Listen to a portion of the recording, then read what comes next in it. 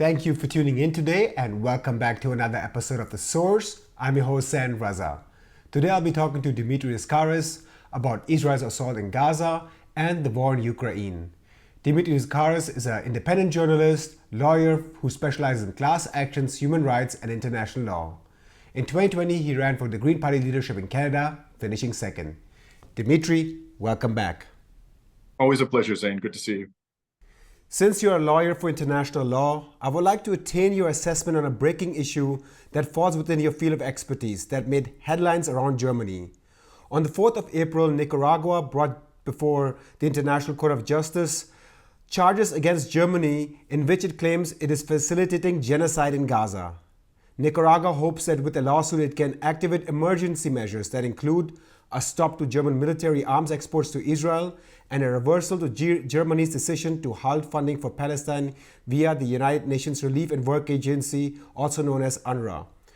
One of Germany's leading news channels, the Tagesschau, in its primetime segment on April 8th reported on this lawsuit, however, proceeded to also give its assessment on it by stating, quote, "Experts consider this lawsuit to be implausible. Aiding and embedding genocide presupposes that Israel intentionally kills civilians and that the German government knowingly and intentionally supports this," unquote. They also include a statement from the Director of International Law from the University of Bonn, in which he stated, quote, "I think it is completely out of question that Nicaragua's lawsuit will be successful. If it were to happen, it would be a serious blow to the credibility of the International Court of Justice," unquote. What do you make of the arguments that the Tagesschau brought forward in its report, namely the lack of an explicit intention of Israel as well as Germany when it comes to genocide? And secondly, if this lawsuit would be successful, it would be a major blow to the ICJ's credibility. I think I want to say a couple of things, important background for our listeners before I answer the substance of your question, and that is I'm actually a member of a legal team in Canada that has issued a demand letter on behalf of 3 Canadian Palestinians to the Canadian government to take steps, whatever steps are within its power to prevent genocide in Gaza. And we are invoking Article 1 of the Genocide Convention. Because the Canadian government has not met our deadline of April 3rd to respond to our demand, we intend to proceed with this litigation. So I just want the listeners to know that this is something to which I, as a lawyer, am very much engaged along with other lawyers in Canada who have expertise in international law. The other thing I should say by way of background is I haven't actually read Nicaragua's application. And so one question that I have, based upon what you've said and what these German academics said, is whether Nicaragua is only alleging aiding and abetting, because there is another provision, the provision that we're relying upon, which is Article 1 of the Genocide Convention. And that article requires all parties to the convention, including Germany, to prevent genocide. It's not simply a prohibition against aiding and abetting genocide. It actually imposes a positive obligation on the part of states that are parties to the convention to take measures to prevent it. And this is very important. That obligation it isn't triggered only when there has been a final determination that genocide is happening. It is triggered when there is a material risk that genocide is happening, and merely by virtue of the determination of the International Court of Justice on January 26 that it was plausible that Israel was committing genocide within the meaning of the Genocide Convention, and that was a decision 15-2, and one of the 2 dissenting judges was the Israeli judge. So this was a very strong decision. Just by virtue of that decision alone, it is clear that the obligation to prevent genocide has been triggered. In other words, it's clear that there is a material risk that genocide is occurring. And there is absolutely no doubt in my mind that the German government is violating that obligation. It has not taken, as far as I can tell, any concrete steps to prevent genocide. For example, cutting off the flow of weapons, imposing economic sanctions on Israel, prosecuting Israelis who have clearly committed war crimes in its domestic courts, or at least attempting to do so, advocating at the International Criminal Court that its prosecutor indict. I mean, there's a whole range of measures it could take. It's taken none of them.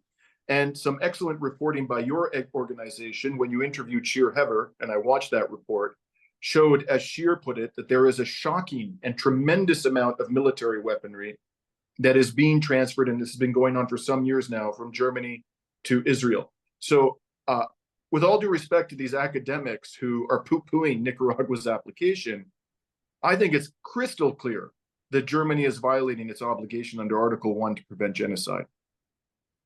Let us switch to some regional developments related to Israel's assault in Gaza.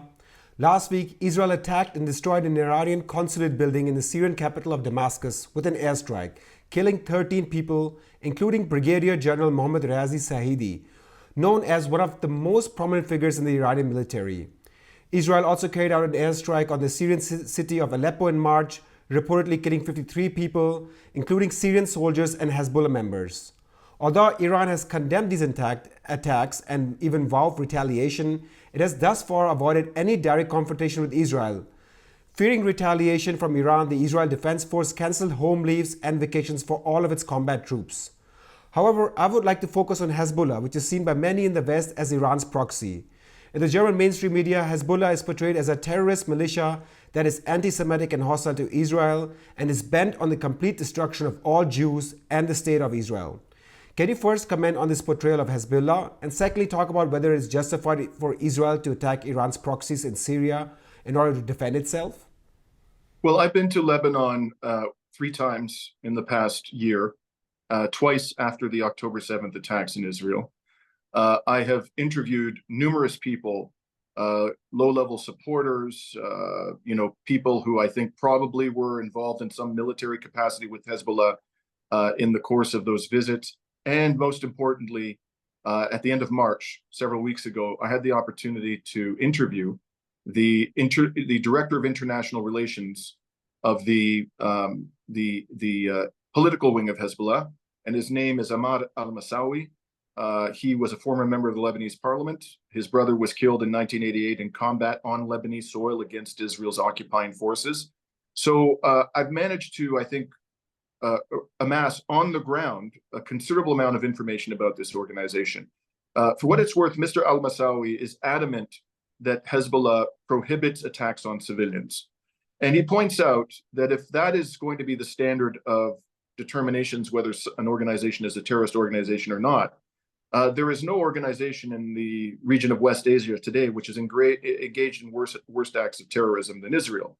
Israel has killed over 13,000, now approaching 14,000 children in Gaza since October 7th. It's starving many more. It's declared openly its intention, Yoav Gallant, the defense minister, to deprive the people of Gaza, the entire population of Gaza, of food and water, and that's largely what they've been doing with catastrophic effect. Whatever Hezbollah has done pales in comparison to what Israel has done. It also pales in comparison to what the United States and Britain have done in West Asia. They've killed vastly more civilians. In the current round of violence, according to Western figures, I'm talking about the violence on the southern border, the number of Israeli civilians who've been killed is somewhere in the range of 10 to 20, and the number of Lebanese civilians who have been killed is well over 50. And they are attacking all the way, the Israeli forces, to the northern regions of Lebanon, whereas Lebanon has confined its attacks, as far as I can tell, on military targets near the border. So I think there's a real issue here whether Hezbollah can fairly be called a terrorist organization. It certainly is hypocritical for us to say that about Hezbollah when we're not prepared to say that about Israel and the United States and Britain. And moreover, most of the governments in the world do not regard Hezbollah as a terrorist organization. Now, when it comes to the attack, the Israeli attack, and this, by the way, is a perfect example of terrorism. This was a civilian target. There is no evidence whatsoever that it was being used to launch attacks against Israel. Even if there were people inside the consulate at that time, Iranian officials who had some involvement in organizing attacks, that does not allow Israel, it does not authorize Israel to destroy the consulate. This was, under international law, territory of Iran being used for civilian purposes.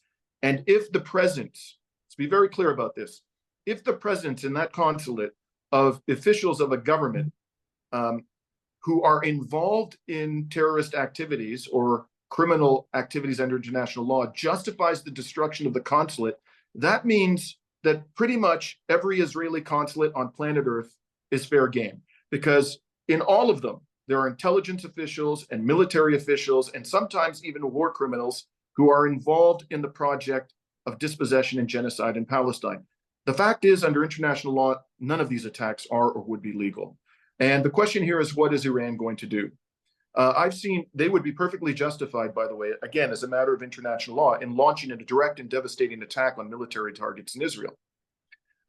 But I've seen reports that they have told the Biden administration that they will refrain from a commensurate measure of retaliation, something of equal severity, or perhaps even refrain from any retaliation at all, if Biden forces Netanyahu's regime to bring an end to the genocide in Gaza and implement a permanent ceasefire. I don't know whether those reports are true or not, but it's interesting that so far we haven't seen an attack by Iran. And Iran, with its missile capability, can very easily inflict upon Israel at least as much damage as Israel inflicted on Iran by destroying the consulate. So let us hope that cooler heads prevail, that these reports are true, and that the Biden administration will bring an end to the genocide in Gaza so that Iran will be given a face-saving way to refrain from retaliation.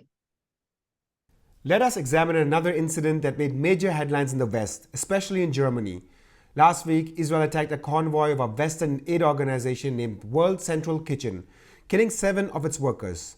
As a result, many other aid organizations suspended their relief operations at a time when the humanitarian situation in Gaza is critical and millions of people are facing starvation and disease. Germany's leading news organization, the Tagesschau, provided a narrative the days following the incident that the US was quite vocal in its criticism of this attack and even put pressure on Israel to allow more humanitarian aid into Gaza, which it eventually proceeded to do. As a result of the mounting pressure, the Israeli Defense Force also dismissed 2 senior Israeli military officers and launched an internal investigation that found that those who conducted the attack were convinced that they were targeting Hamas operatives. All in all, Israel apologized for the attack and called it a grave mistake. However, no criminal charges have been announced thus far. Can you comment on this incident, in particular whether you believe that the United States and Israel's response have been sufficient and a positive step towards justice for the victims? Let's start by noting that the leader of this organization, a chef from Spain, I believe his name is Chef Andre, has openly and publicly accused Israel of deliberately killing these aid workers. And this person is a close friend of Antony Blinken. He's so close to the Biden administration, the leader of the organization whose aid workers were massacred, that when the former Spanish Minister of Social Services, I believe her name was Iona Berra, in October and November, accused Israel with complete justification of committing genocide in Gaza, he castigated her publicly and accused her of being pro-Hamas. Okay, so the man who is now accusing Israel, the leader of this organization, of deliberately killing his aid workers, is as close to the Biden administration and was as much of a supporter of Israel as you can imagine. This is how egregious the evidence is here. What happened is these people notified the Israeli military that they were going to be traveling down a coastal road. They had cars which were marked in many ways to indicate that they were from this humanitarian aid organization and that they were civilian vehicles. There were 3 vehicles which were spread out. The Israelis targeted one with a drone, destroyed it. A second one came to its aid. When it showed up, they destroyed that one. The third one tried to escape and made such extensive efforts to escape that it left the coastal road because it thought it would be an easy target and went off on unpaved areas, and they still hunted it down and destroyed that one too. Again, clearly marked, they notified the Israeli military where they were going, and they killed them anyways. Now, people may say, well, why would Israel do this? Why would Israel do this? Precisely for the reason that you just implied. You talked about the fact that aid workers are now terrified about working in Gaza, even ones from Western states. Let's repeat, the defense minister of Israel said we are going to deprive the entire civilian population of food and water. What better way to do that than deter all humanitarian aid organizations from operating in Gaza? They are undermining the defense minister's stated objective, which is to starve the civilian population of Gaza. So no one should be, especially when you look at all the other atrocities Israel has committed, its destruction of hospitals, mosques, its murder of over 100 journalists. Another 200 aid workers, Palestinian ones, were massacred up until this point in time. And we could go on and on. No one should be surprised that Israel has done something as atrocious as this. And it actually fits logically within the criminal framework of what they are trying to accomplish. The response has been absolutely pathetic. Okay, let's recall that for allegedly spiriting children, Ukrainian children out of a war zone, the prosecutor of the ICC swiftly indicted the sitting president of Russia. Here, what's happened is they murdered aid workers. They didn't just remove them against their will from some war zone, which is what the Russian president is alleged to have done. They actually murdered aid workers in addition to some 14,000 Palestinian children, thousands of women. What has the ICC done? Nothing. Absolutely nothing. Is any Western government urging the ICC to indict even those two officers who were dismissed? Now we know there are two officers who are culpable to some degree. Has he indicted them? No. They should be tried by an independent tribunal with war crimes and crimes against humanity, and they should be held accountable in accordance with due process of law. And that would mean, by the standards of international law, effectively a life prison sentence. Instead, they've lost their jobs, and for all we know, they're now going to find lucrative employment in the private sector in Israel's military-industrial complex. In March, Israel announced the largest Palestinian land seizure since 1993, around the time the Oslo Accords were signed. This seizure, or to be accurate, annexation of land, will be roughly 10 square kilometers in the West Bank, and according to the Israel-based human rights organization called B'Tselem, more than 40% of the West Bank is under the control of Israeli settlers. Although the West has routinely criticized Israel's annexation of Palestinian land, stating that it undermines the two-state solution, it has never backed it up with hard consequences such as sanctions or withdrawal of its military aid. Its sanctions merely target specific settlers who commit violence but does not aim at the overall settlement policy of Israel. When Russia, for example, annexed Crimea in 2014, the West not only invoked international law but also suspended Russia from the G8 group and imposed wide-ranging economic sanctions. Why do you think there's this double standard in how the West invokes international law and implements sanctions if we compare Ukraine to Palestine? And do you still think a two-state solution is attainable at this juncture? Why? One word: oil. That's what this all comes down to. You know, in the aftermath of World War II, United States military planners identified the oil and gas resources of the Middle East, and these were their words, as a stupendous source of strategic power.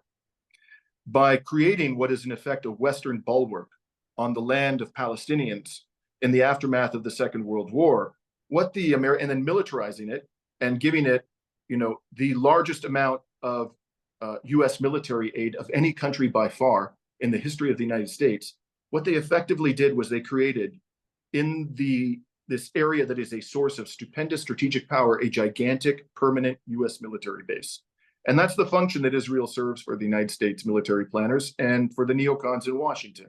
And they are absolutely determined to make that military base as secure as possible. In order for them to do that, they feel they need to control the whole of historic Palestine, right up to the river, from the river to the sea. The Jordan River, provides a natural bulwark against forces from, predominantly Arab and Muslim states who might object to the presence of this colonial project on their borders.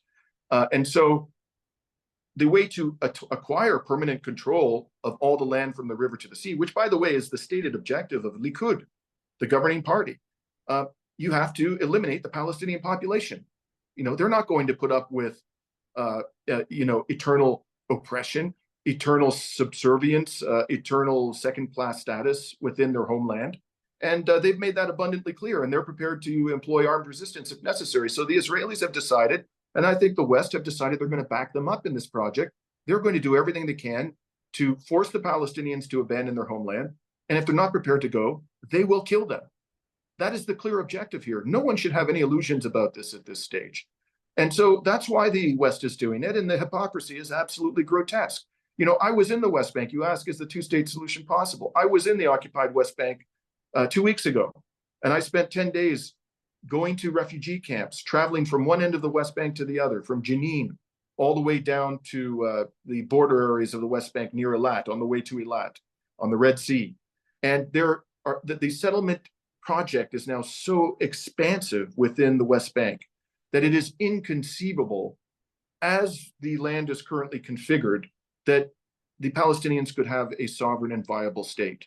The only way that that could happen is for almost all of those settlements to be evacuated. And let's recall, first of all, that the government of Israel is ideologically aligned with the settlers. In fact, many of the leading figures in the Israeli government are from the settler movement. Secondly, these settlers are heavily armed and they're fanatical. If Israel actually did try to remove them from the West Bank, there's a high risk that there would be a civil war, massive bloodshed, Israeli killing Israeli. So there's really no practical path at this stage because of the West's refusal to hold Israel accountable to a viable Palestinian state along the 1967 borders. And as a practical matter, for me, it should be up to the Israelis and the Palestinians to decide how to give Palestinians justice and preserve Israeli security. But the Israelis have eliminated the two-state option.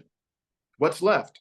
It's either permanent subjugation and apartheid, or it's a one-state solution in which everyone has equal rights. And by the way, when I spoke to the international director of relations of Hezbollah, he said that in the opinion of his organization, Jews and Palestinians can and should live in peace side by side in one state. The problem is not the presence of Jewish people. The problem is Zionism. I would like to switch gears to recent developments regarding the North Atlantic Treaty Organization, NATO, and Ukraine. In March, Sweden became the 32nd country to join NATO. Last week, NATO also celebrated its 75-year anniversary at its headquarters in Brussels. At this event, NATO Secretary General Jens Stoltenberg proposed a $100 billion five-year fund for Ukraine, primarily financed by European countries. This proposal stems from the fear that Donald Trump might take an office in the United States in the future, which might lead to the US to make substantial cuts in its contribution to NATO and its support for Ukraine.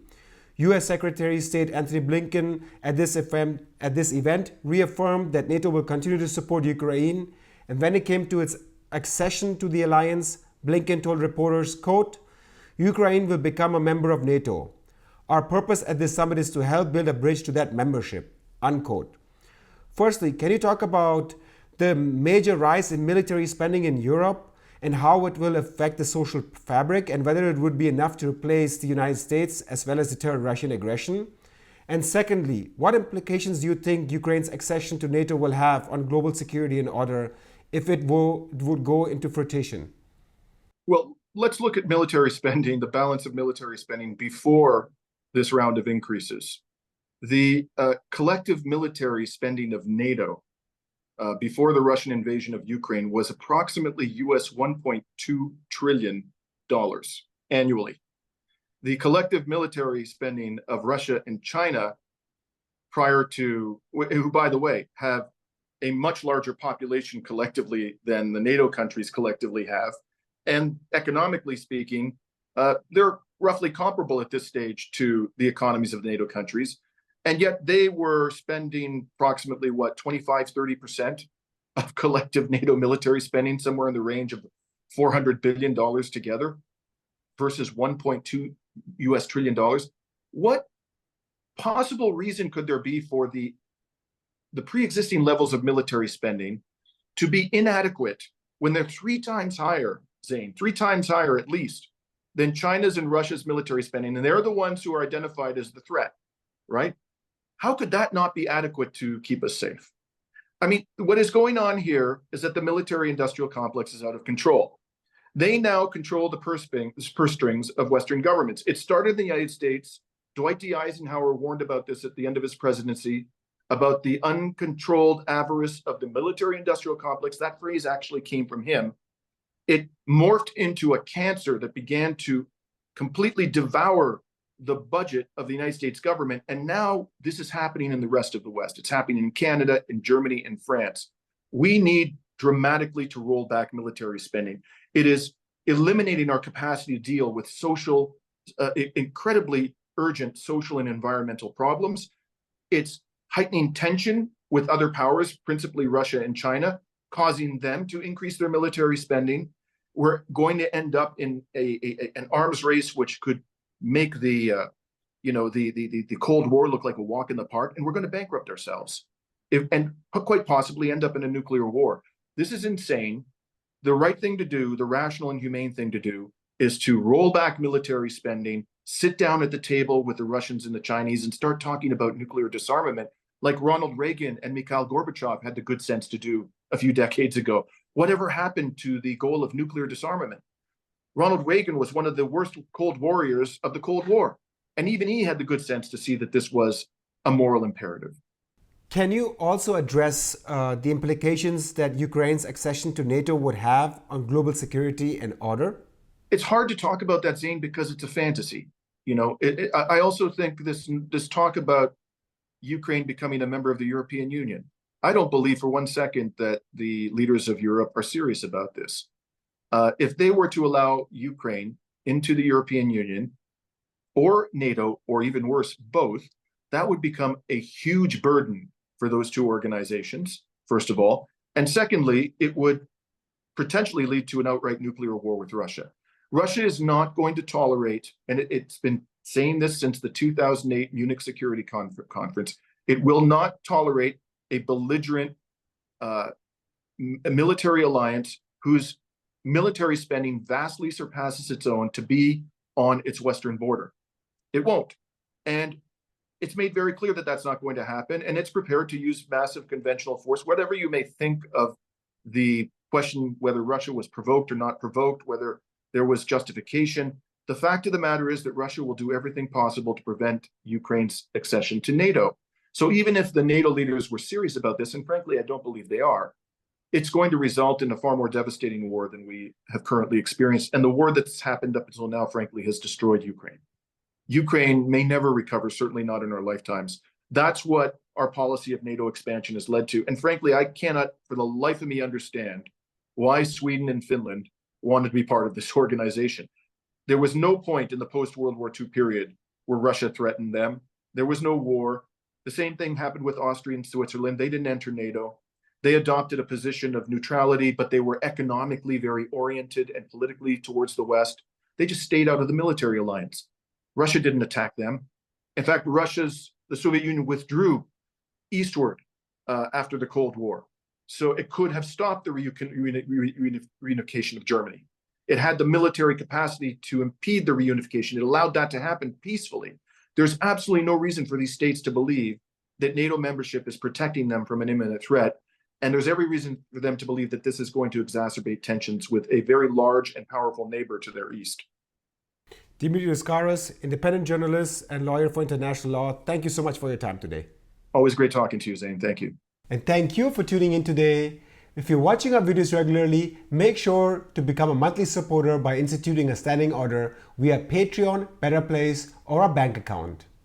We have 147,000 subscribers, and if all of our subscribers would just donate on a monthly basis 2 to 3 euros, we will be able to cover our costs such as tax advising, insurance, website maintenance, video editing, translation, voiceover, and many others for the next 4 to 5 years. Since it's our principle to not take any money from corporations or governments, we only depend on you, our viewers, to continue our independent and critical journalism. And if you're watching our videos regularly, make sure to join our alternative channels on Rumble, Telegram, and a podcast called Podbean. YouTube, which is owned by Google, can shadow ban and censor us at any time, especially in times of crisis. And if this ever happens, we won't be able to reach you even with an announcement that we have been censored or shadow banned. I'm your host, Zain Raza. Thank you for watching today, and see you next time.